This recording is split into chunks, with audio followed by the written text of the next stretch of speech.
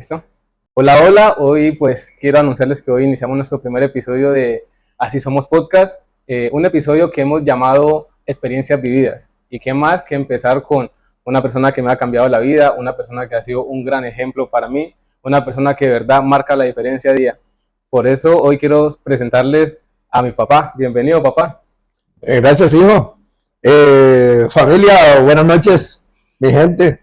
Normalmente los podcasts buscan a personas de interés para tocar temas de actualidad, temas muy importantes. Pero yo esta noche quiero hablar de un tema que nunca pasará de moda. Es el amor, la familia, la perseverancia, el esfuerzo, las ganas de salir adelante y por sobre todo la fe. Gracias, papá. Primero, pues agradecerle enormemente por esta invitación. Yo sé que también usted lo hace porque yo soy su hijo, porque iniciamos con ese camino del podcast y de verdad estoy muy agradecido con usted. Y hoy también quiero contarles a todos sobre la vida de mi papá, porque yo siento que mi papá es sabiduría, es un grande, es una persona que de verdad ha sido un ejemplo para nosotros. Entonces, papá, ¿usted cuántos años tiene? Yo tengo, recién cumplí 64 años en marzo, pero yo quiero dejar algo muy claro. ¿Por qué acepté el reto? Porque este es un reto de hacer este podcast. Porque mi esposa me conoce, ustedes, mis hijos me conocen, pero yo quiero que algún día, porque esto queda grabado, mis nietos y mis nietas que vendrán en el futuro se sienten a ver este podcast y ellos puedan aprender de los errores de su abuelo, de las virtudes de su abuelo, lo que es la vida, lo que es vivir para vivir. Y para mí también es un motivo gigante. O sea, yo estoy seguro que este podcast más adelante va a ser oro para mostrarle a todas nuestras generaciones y que conozcan al abuelo. Papá, yo quisiera que la gente conociera un poco de su vida, su merced, quién es, dónde creció, de dónde es. Ok, mire que es algo importante.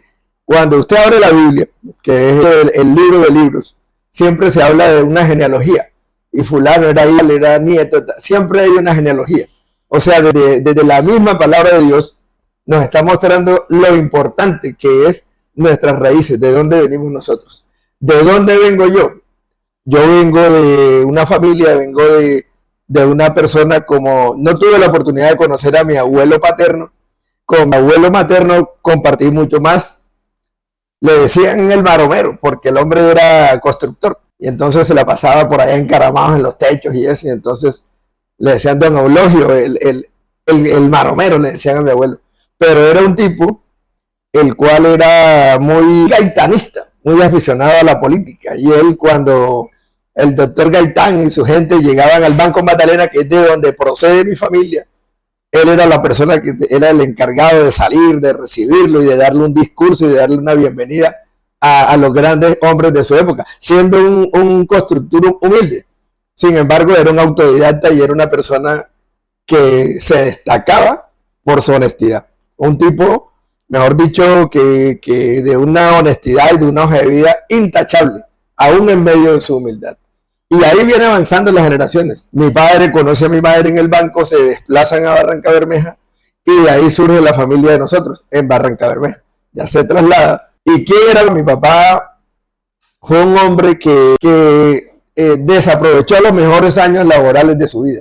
Su vida fue desordenada, cometió muchas equivocaciones, pero hubo algo que él siempre nos inculcó: el sentido de responsabilidad y que hay que trabajar y que hay que esforzarse y que cuando uno se pone al frente de un hogar es para responder por él. Al final del tiempo, pues él entró en razón, él corrigió muchas cosas, se arrepintió de muchas cosas y nos empujó. Fue obsesivo en el tema de que nosotros nos educáramos, de que nosotros nos preparáramos, de que nosotros aprendiéramos a trabajar y por sobre todo que aprendiéramos a ser responsables con nuestras cosas. Papá, y en ese orden de ideas de lo que usted cuenta de sus inicios, de su familia, ¿quién fue una figura importante o un modelo a seguir en su etapa de adolescencia? Pues en mi familia yo soy el menor de 8 hermanos. Por lo tanto, yo lo que tuve fue espejos. Pero no puedo dejar de hablar de una figura clave o fundamental, y fue mi madre, doña Elsa Orellano. Mi mamá nos enseñó muchos valores, mucho respeto, Inclusive recuerdo palabras de ella, me decía: mi hijo, cuando usted esté con una mujer, acuérdese que usted tiene una mamá, que usted tiene una hermana y que usted algún día va a tener hijas, y que a usted no le gustaría que otra persona viniera a faltar el respeto a su hermana o a su hija. Entonces, con ese mismo respeto con que a usted le gustaría que trataran a las mujeres de su familia, así mismo respete a las mujeres que estén a su lado. Papá, y yo, bueno, quiero aprovechar este espacio también para que aproveche y envíeles un saludo a su familia, a sus hermanos, a los suyos. Aproveche que esto va a crecer, esto va a cruzar fronteras, es una comunidad que día a día va a crecer más. Entonces ese mensaje puede ser trascendente.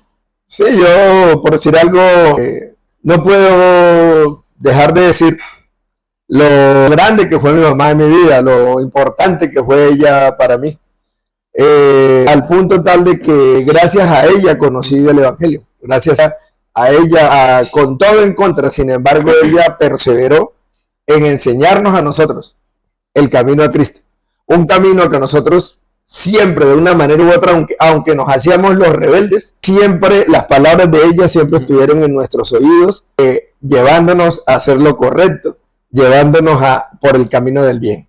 Ahora, mis hermanos que me escuchan, mis sobrinos que me escuchan, y toda mi familia que me escucha, que me conocen, a mí es fácil conocerme porque no soy persona de tres caras. A mí, yo soy el mismo William de siempre, una persona que quiere mucho, y por querer mucho, muchas veces me he decepcionado de las personas, de las circunstancias. Sin embargo, le doy gracias a Dios porque todas esas experiencias vividas, como dice Pocho, me han servido para valorar cada bendición que Dios ha traído a mi vida. Entonces, yo soy una persona fundamentalmente agradecida. No soy persona de rencores, no soy persona de odios, no soy persona de resentimientos. Soy una persona que en realidad, en el fondo de su corazón, lo único que desea es de que a todo mundo le vaya bien. Y si está en mis manos ese empujón, siempre lo tendré. Pa, ¿cuál ha sido una de las decisiones más difíciles que usted ha tenido que tomar, sobre todo en su etapa de crecimiento, de adolescente, de joven? Una pasión, siempre, por decir algo, el fútbol. Siempre desde los 10, 11 años, ya la gente en Barrancabermeja me veía jugar y la gente veía en mí un talento extraordinario. La gente auguraba de que yo iba a ser un gran jugador porque a los 11, 12 años ya era famoso en Barrancabermeja. Ya todo el mundo sabía quién era yo en Barrancabermeja a los 12 años. Pero entonces empecé a mi mover, digamos así, a nivel del estudio y a nivel del fútbol. Pero llegué a una edad, terminé mi bachillerato, ya el nivel futbolístico había crecido, ya también mi recorrido futbolístico había crecido, ya había logrado a mi edad, ya había logrado estar en varias selecciones de Santander, inclusive teniendo escasos 18 años, ya me convocaban a la selección de mayores de Santander, que era sub-23 en ese entonces. Inclusive, antes de jugar el torneo, ya el entrenador del Bucaramanga profesional quería que yo hiciera parte del plantel titular del Bucaramanga, cuando yo nunca, no había llegado nunca a esas instancias. Sin embargo, era tanto el potencial que se veía por ese lado. Pero por otro lado, siempre fui un gran estudiante. Y mi madre veía en mí mucho futuro como estudiante, y el deseo de ella era que yo fuera un ingeniero, que fuera una persona estudiada, porque ese fue el sueño de ella. Ella siempre quiso estudiar, y en ese entonces los limitantes para una mujer eran muy grandes. El prejuicio que había sobre una mujer era muy grande. Entonces ella veía en nosotros ese sueño para ella. Entonces ella me impulsaba a que yo, en vez de dedicarme a jugar, más bien estudiara. Y eso fue una decisión difícil.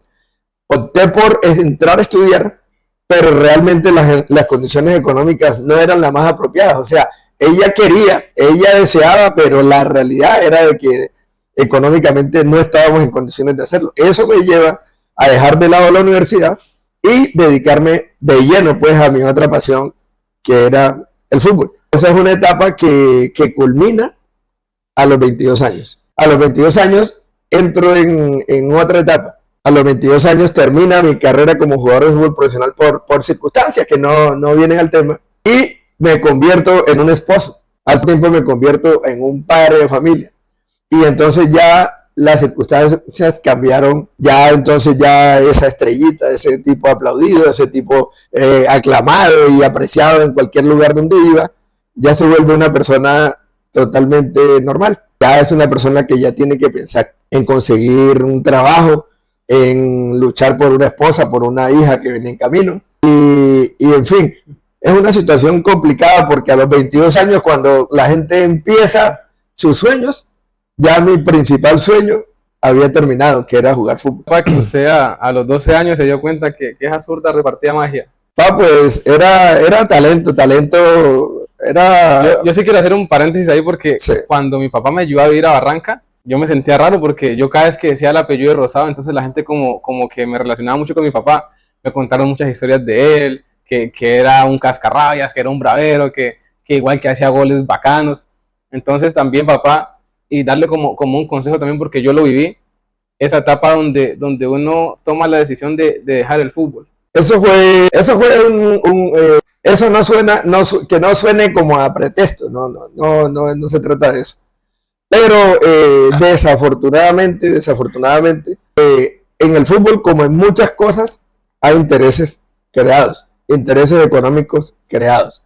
Digámoslo que de una manera u otra se forman ciertas mafias, ciertas conveniencias. Entonces, hay personas que por estar en esos combos, digámoslo así, les brindan mayores y mejores oportunidades que a personas como yo, que veníamos de pueblo, que no éramos personas con recursos, que no teníamos padrinos detrás de nosotros presionando para que nos colocaran a jugar.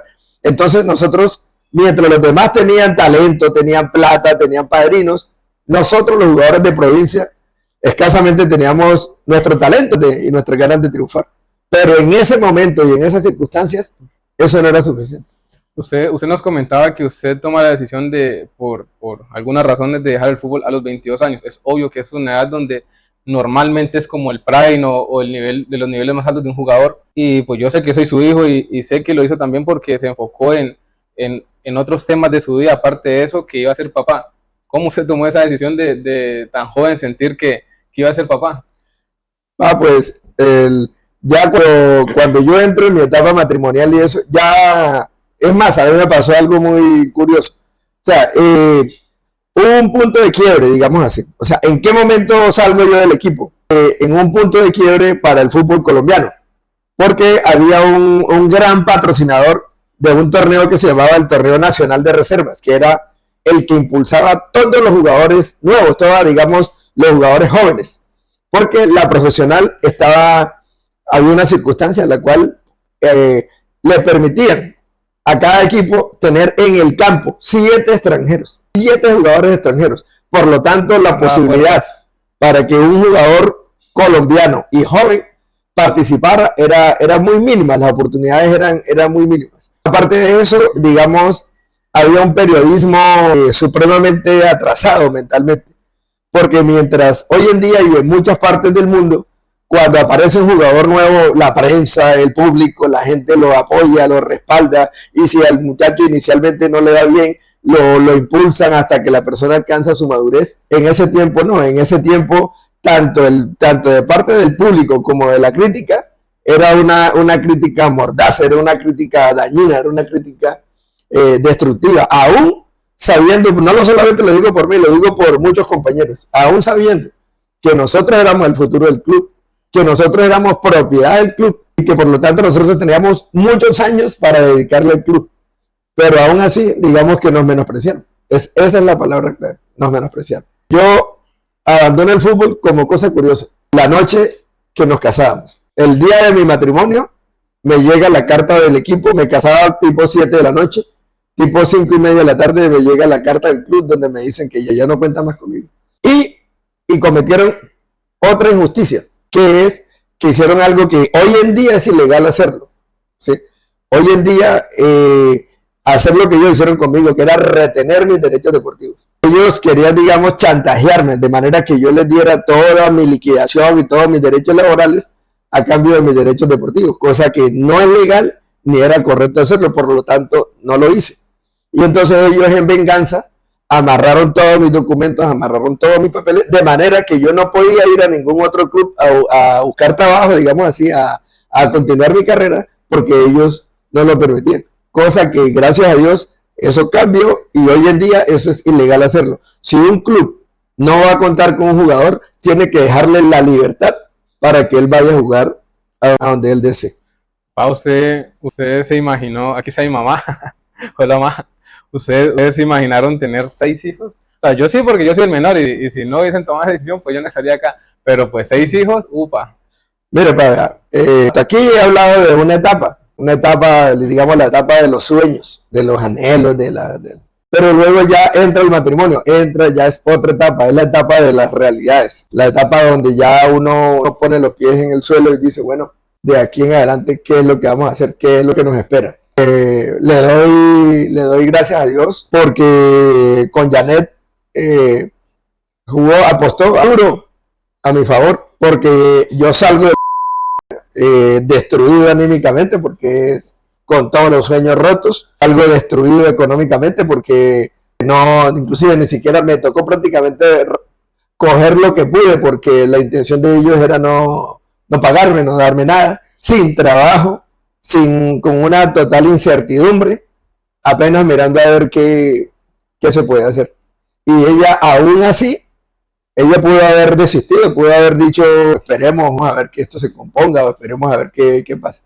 Aún así ella apostó por mí y ella creyó de que podíamos salir adelante, de que las cosas se iban a dar. En cuanto al tema de los hijos, pues nosotros rápidamente nos llenamos de hijos. Nunca como algo malo, nunca lo vimos como algo, aunque nos llovían críticas, aunque nos llovían comentarios y toda esa cuestión, y siempre ¿y cuántos hijos tienes? Uy, pero usted no tenía televisión, uy, pero que no sé qué, uy, pero... Todo tipo, otra crítica, no, que si yo tenía algún inconveniente económico no era porque me tuviera de pronto inconvenientes de trabajo o algo así, sino que todo lo malo que me pasaba a mí era porque tenía muchos hijos, todo lo que malo que... Pero sin embargo, Janet y yo compartimos una visión clara y es que nosotros teníamos que sacar esto adelante. Que nos iba a costar trabajo, sí, nos costó trabajo. Que nos iba a tocar esforzarnos más, sí, y nos tocó y lo hicimos.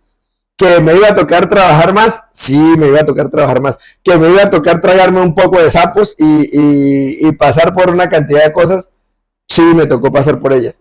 Y ni decir de todas las que ella tuvo que pasar. Ni hablar de todas las circunstancias por las que ella tuvo que pasar. Yo en lo que recuerdo, de pronto sí, no tuvimos una niñez llena de lujos y eso, pero pues sí abono de que ustedes fueron muy presentes. O sea, nosotros teníamos papás, o sea, nosotros por tiempo nos sufrimos. Mi papá era una persona que realmente dedicaba tiempo a sus hijos, nos sacaba, nos llevaba, nos traía, siempre jugaba con nosotros. Era tanto así que nosotros en las noches esperábamos a que él llegara, ¿sí? Para salir con él. Mi mamá también, pues, se puso la capa, pues, de echarse al hombro 6 hijos porque es difícil. Sí. Es difícil. Nosotros no nos llevamos mucha diferencia en edades, o sea que hubo un momento donde eran 6 niñas. Entonces sí, quería abonarle eso y también quería preguntarle, por lo menos en el crecimiento de nosotros, ¿cuál era como el valor que más le inculcaba usted a los hijos?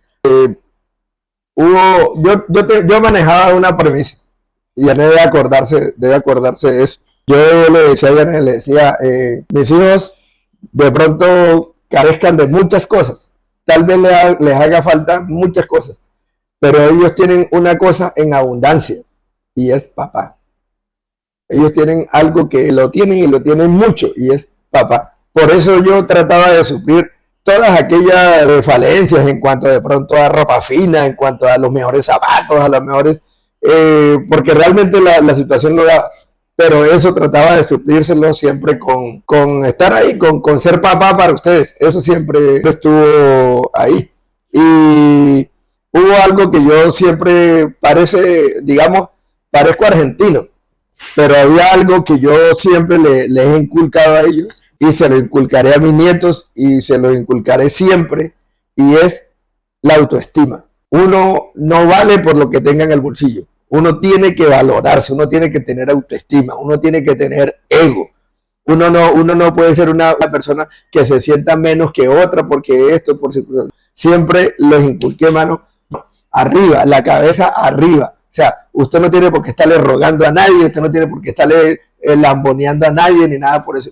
Vamos arriba, siempre a lograr las cosas, hermano, con esfuerzo, con capacidad.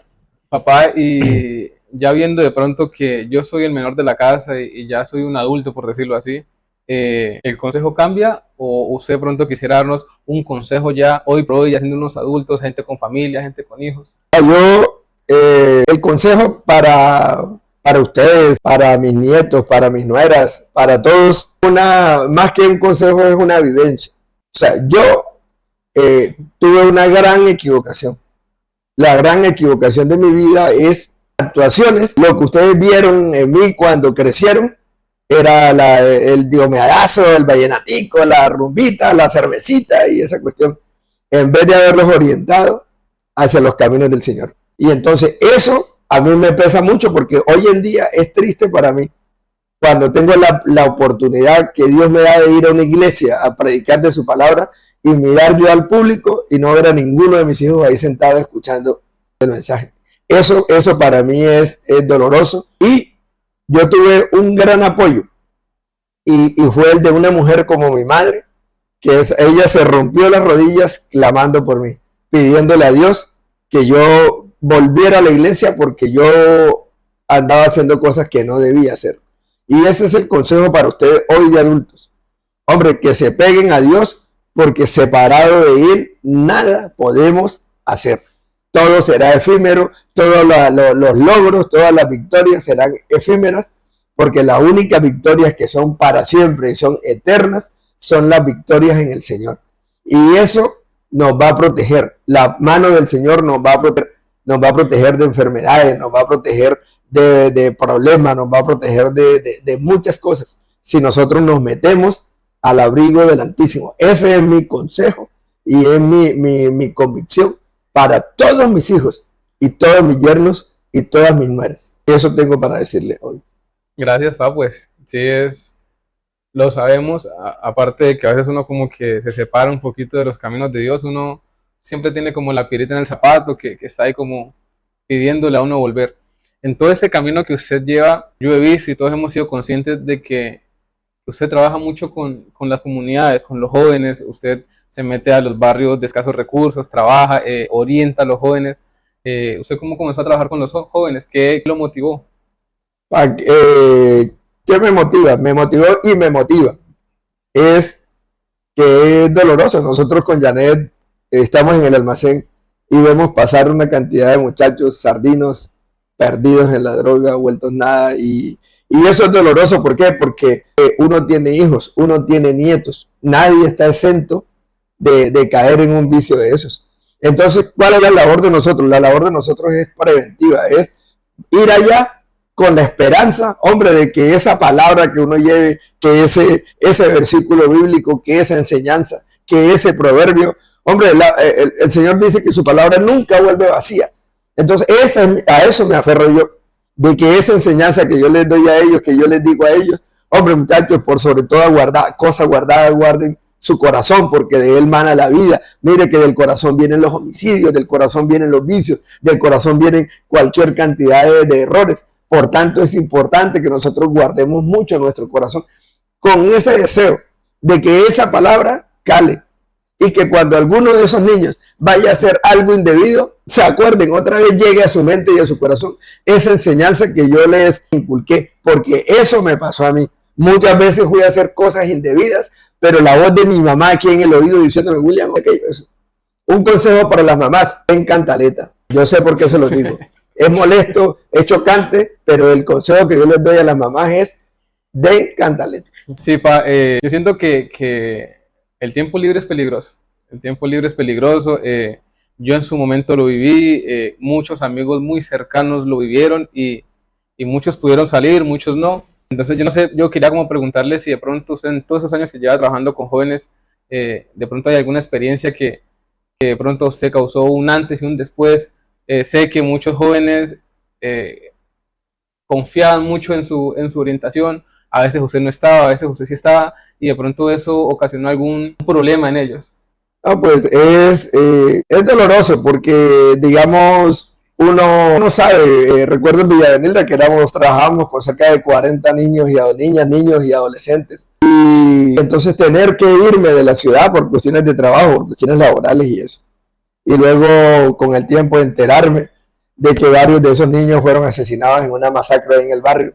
Enterarme de que una de las niñas que estaba dentro del programa con nosotros, realizando labores de prostituta. Y así a veces me llegan comentarios de que el sardino tal, que ya no es tan niño, ya ha crecido porque los años han pasado, está de atracador. Entonces, esas cosas a mí me duelen mucho, me confrontan mucho. Sin embargo, yo aspiro a que esa palabra que se sembró en ellos, alguna vez esa palabra tenga frutos y ellos también tengan la oportunidad, mano, de arrepentirse y de cambiar sus vidas. Sí, papá, metiéndonos ya aquí, yo formulé unas preguntas bastante personales. De pronto, alguien que esté escuchando pueda coger el consejo, ya es decisión de ellos. Y quería preguntarle cuántos años usted lleva casado con mi mamá. Desde el año 83, o sea, llevamos 42 años de matrimonio y uno de novios. Y papá, ¿qué cree usted que hace falta hoy en día para que un matrimonio dure tanto? Porque ahorita es difícil. Porque lo que pasa es que anteriormente había digamos, conquistar a una mujer era una cuestión digamos, de un esfuerzo. Había que hacer un gran esfuerzo, había que dedicarle tiempo, había que llevarle la serenatica, había que llevarle un regalito bonito, un detalle, o sea, había que enamorarla. Esa es la palabra. Había que enamorarla. Cogerle la mano a la novia, hacer una aventura, robarle un beso, ni se diga, ¿sí me entienden? Ni se diga, o sea, eran otras circunstancias totalmente diferentes. Entonces, cuando uno tomaba la decisión de noviarse y aún más de casarse, digamos, había un sentimiento, había una conexión personal. Ya en ese momento uno se daba cuenta qué clase de persona era ella o era uno, cuáles eran qué había en su mentalidad, si era una persona correcta, si era una persona fiel, si era una persona leal, ¿sí? Porque hay muchas clases de deslealtades. Todas esas cosas uno las analizaba en ese contexto. Desafortunadamente, hoy en día las parejas van más hacia el físico. Entonces, me gustó este muchacho, nos tomamos unos tragos, voy y me acuesto con él, dentro de un mes me doy cuenta que no congeniamos, entonces ya rompimos, entonces conozco a otro muchacho y el ciclo se repite. O sea, hay cosas que son muy, digamos, de mucho cuidado, de mucho respeto. Y yo pienso eso, se ha perdido mucho el respeto por sí mismo. O sea, anteriormente cuando una muchacha se entregaba a un hombre, lo hacía porque tenía la convicción de que lo amaba, de que lo quería mucho, y viceversa, y se pensaba en un futuro con él. Se planeaba inclusive que esa podía ser la mamá de sus hijos o el papá de sus hijos. En cambio, hoy en día se anteponen temas laborales, se anteponen cosas personales a realmente proyectos de familia. Entonces, si usted lo que tiene en su cabeza son proyectos personales, entonces no crear una familia porque es muy difícil. Sí, es muy difícil si usted va su esposa por un lado, usted por el otro, ella viaja, usted tiene que viajar. Entonces, digamos, ese hogar, esa unión, se va a ver tarde o temprano, se va a ver afectada. Otro tema que quería tocar con usted, porque pues usted lo vivió y mucha gente en su momento lo ha pasado, es que sé que el abuelo murió cuando usted era joven. Entonces no sé si de pronto usted puede darle un consejo a alguien que esté pasando por un duelo de esa manera, como para que la carga sea un poco menos difícil. Yo, por eso le digo, yo vivir para vivir.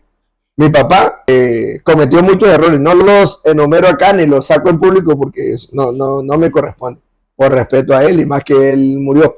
Pero mi papá cometió muchos errores.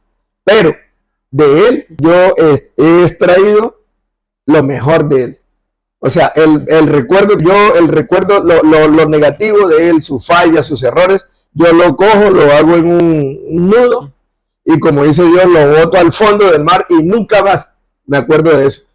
Traigo a mi mente y lleno mi corazón de sus buenos recuerdos, de sus buenos momentos. Un día que él no iba a ver jugar a ninguno, todos mis hermanos jugaban fútbol, pero al único que iba a ver los partidos eran los partidos míos. Y un día que él fue a jugar casi me parte la pierna, de un guayazo casi me parte la pierna y se vino de la cancha todo berraco. Porque, o cuando yo jugaba en el Bucaramanga, que él iba y olvidar, por ejemplo, que él, los partidos de nosotros eran a la 1:30 de la tarde. Y entonces él hablaba con mis hermanos para que le cuadraran la emisora por radio, para escuchar el partido. Y él se sentaba, y el partido era a la 1:30, pero él como desde la 1 de la tarde él se sentaba a esperar el partido y a escuchar el partido y tal, que no sé qué. La gente que lo conocía por sacarle la piedra al viejo, llegaban al taller y decían, no, ese Bucaramanga así es malo, que no sé qué, que tal. De una vez se le saltaba la piedra. Vea, si usted viene a hablar mal del Bucaramanga aquí, viene a hablar mal del hijo mío, yo no voy a aceptar que usted venga a hablar mal aquí de mi hijo, hágase de aquí. Entonces yo le decía, papá, eso viene con el paquete, o sea, cuando uno juega va a haber personas que lo aplauden, va a haber personas que lo chiflan, sí, sí. Un día lo van a aplaudir, el otro día lo van a madrear, eso viene con él. Entonces yo me acuerdo mucho esos tiempos con él, cuando a él le encantaba el béisbol y teníamos un radio grande así que le pasaba uno corriente, entonces él me decía, con el partidito y tal de grandes ligas de béisbol. Y sabes lo largo que es un partido de béisbol, y entonces yo le tocaba poner el dedito atrás al radio para que sonara, los radios antiguos. Y nos quedamos ahí por horas escuchando los partidos de Colombia, la selección Colombia y esa cuestión. Lo recuerdo mucho viendo las peleas de boxeo porque le encantaba el boxeo. Y entonces él se paraba frente al televisor y Pamberé y el Rocky Valdés y él aquí se sentaba y él esquivaba los golpes también. Él vivía las peleas. Entonces todos esos recuerdos de él me acompañan. Tengo una anécdota trabajando yo en Aceracol, en una planta de aceite en Bogotá. Ya él había muerto, hace poco había muerto. Y eran como las 2 de la mañana y me tocó subirme por allá a un cuarto piso oscuro donde estaba el molino porque se había trabado. Entonces yo subí con ese frío a destrabarlo y le buscaba una forma y otra de destrabarlo y no me daba la cabeza para destrabarlo. En ese momento sentí como la presencia de él, ¿sí me entiendes? Como la presencia de él, pero no me dio temor, nada de eso. Sentí como si me estuviera diciendo cómo hacerlo. Sí, como si me estuviera dando un consejo. Y de hecho yo la pillé y dije, la verdad y tal, porque no había caído yo en cuenta. Y hice lo que se me había venido a la cabeza y realmente pude solucionar el problema. Entonces yo, de todas esas cosas, yo recuerdo lo bueno de él, lo de él. Yo era su consentido. Y eso le molestaba a mis hermanos porque mi papá era descaradamente consentido, yo era descaradamente. El único grado de bachiller que él asistió fue el mío. Y así, era descarado. No hubo nieta que él la adorara más en el alma que Diana. Mi papá quería a Diana, mejor dicho, esa era una... Entonces, como le digo, la mejor manera de uno curar el luto es recordando, mano, las cosas buenas de las personas, lo positivo. Y lo negativo, como le digo, tirarlo al fondo del mar, mano. Ya, gracias. Lo digo porque a veces muchas personas no saben ese tipo de duelos, entonces aquí usted contando su historia, en esos 30, 40 minutos estamos escuchando 64 años de vida. Entonces, para todos también es aprendizaje. Ya estamos cerrando aquí este episodio que se llama Experiencias Vividas, papá. No sé si quiere enviar de pronto un último mensaje, alguna enseñanza, algo que su merced quiera hacerlo antes de terminar el programa. Gracias, papá. Yo quiero, no sé quién esté detrás de esa cámara, no sé cuántas personas estén detrás de esas cámaras, pero hay un mensaje de mensajes. Y ese mensaje es que nosotros tenemos que tener claro que Cristo viene pronto.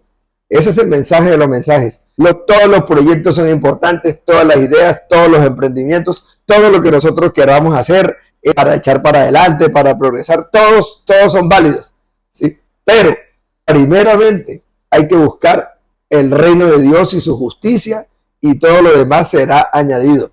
No quiero ser terrorista como algunos dicen, pero la realidad es de que lo que viene para la humanidad son tiempos muy difíciles, y es mejor que nosotros estemos preparados para afrontarlos. Y la única manera de afrontarlos es agarrado firmemente de la mano del Señor, apartándonos, hermanos, de todas aquellas cosas que a Dios le desagradan. Y veremos, hermanos, de que podemos tener un futuro chévere, un futuro agradable, con plata, sin plata, con lujo, sin lo de menos. Pero separados de Dios, nada, absolutamente nada. Gracias, Pa. Amén. También te quería como darle unas palabras de agradecimiento.